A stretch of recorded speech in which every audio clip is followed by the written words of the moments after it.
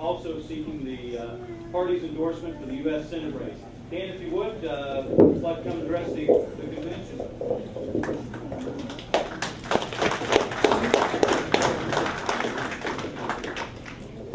Wow, what a group. This is huge. This is awesome.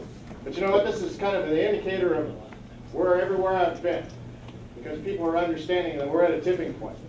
I'm Dan Severson, friends call me Doc, and I'll just give you just a brief background. Physics major from central Minnesota, lived up in St. Cloud. 22 years I was in the U.S. Navy, flew Navy fighters, flew the F-18, the A-7, about 320 carrier landings, and was an officer in charge of a weapons of a F-18 squadron, and then executive officer of a weapons test squadron. Spent 3 years in Washington, D.C. on plans and policy, and retired in 2000, went through Top Gun school, retired in 2000, and got in the business sector, worked on a patent dealing with light emitting diodes. It's still being developed now. And in 2001 got asked to run for the Minnesota House of Representatives by Speaker Steve Spigot. And I'll tell you quite honestly, had I known what it was going to entail, I never would have done it. I get about 4 months out of the election from election day, and the party calls me up and says, "You got to work harder."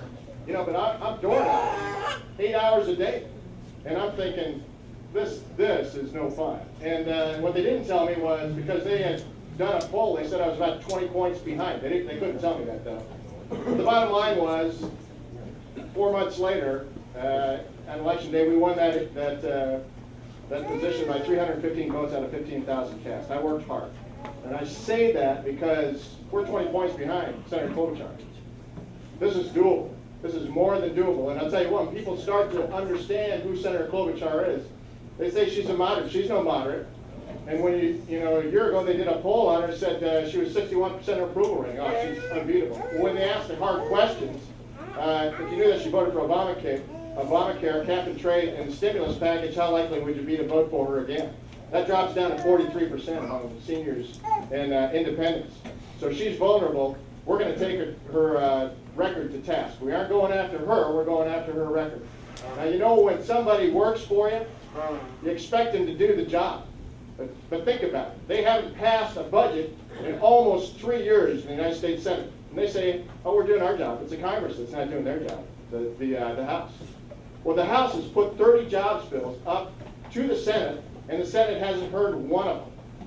And so Harry Reid sits up there, and Senator Klobuchar is lockstep with Harry Reid, lockstep with President Obama.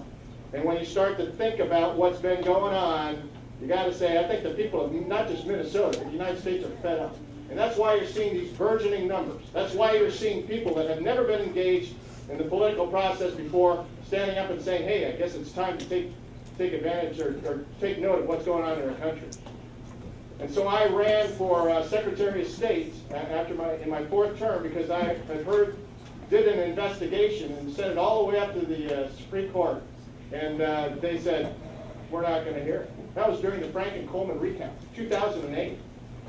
You think with Coleman winning by 312 votes, there was a process, especially when Norm Coleman was 700 votes ahead before the recount.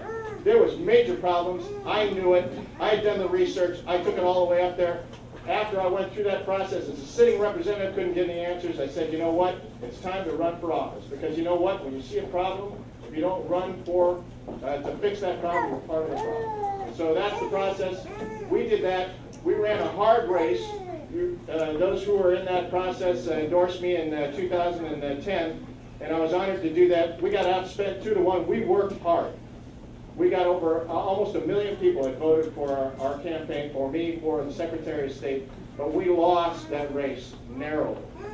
Now I'm going to ask some people to come up here, if I could. Just, yep, 1 minute. And I'm going to tell you what it's going to take to win this race. Number one, it's going to take repealing Obamacare. We're going to talk about the issues, Severson Solutions. It's called repealing Obamacare and getting rid of the Dodd-Frank provisions. Those need to go. The other is we need to defund the EPA, the Department of Education. The 10th Amendment basically says that the federal government is described as having these duties in the Constitution. Those that aren't in there don't belong to them. They belong to the state. We need to bring that back. Now, we lost the inner city by 18%.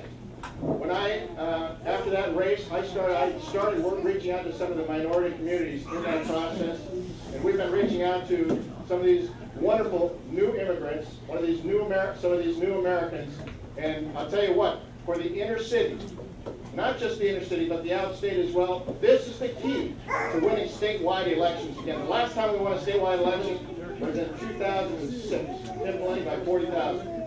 And we got swept in the last one, and it won't work unless we start reaching out to these wonderful people. And as you start to get to know them, you'll get to know that their passion is for liberty and opportunity. It's for the things that make America great. And that's why we've reached out, and we're reaching out to the Ogaden community, the East African community, the Hmong community, the Latino community, to all of these minority groups, and we're being received with open arms. Democrats have come in and basically said, the Republicans don't care about this, you know, and they lie to them, and they say, you know, they want to take away all your stuff, and they want to do this and this. The bottom line is, we want to help them, but we want to help them become Americans. And so when they hear that process, you know, one of the things that came out of this group was they said, we would like a billboard that has their picture on it, says, we are Republicans. That's huge. And so that's going to be the game changer in this next election. So that's part of what we're doing in this campaign. I'm asking for your endorsement to be your senatorial candidate to go up against Senator Klobuchar. May is the convention time frame. And I want to thank you for all you're doing. This is huge. This is about taking our country back from a socialist agenda. And God bless you, and God bless America. Thank you so much.